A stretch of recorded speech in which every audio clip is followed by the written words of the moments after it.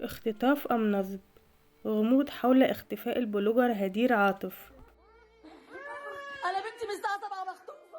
انا بلاش سياده الرئيس وبلاش بناشد النائب العام، بلاش انتوا كلكم سايبه بنت.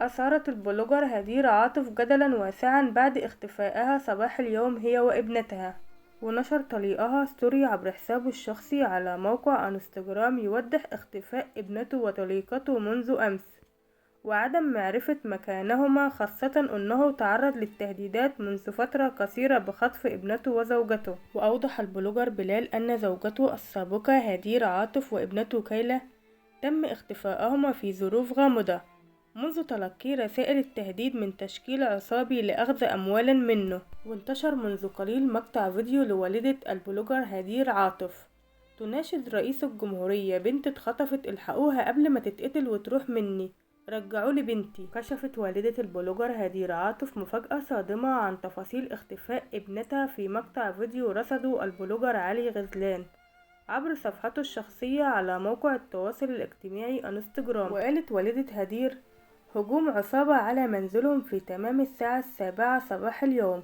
قائلين لها افتحي بسرعة، في ناس هجمت علينا، احنا تبع البواب. لترد عليهم: احنا ما عندناش بواب.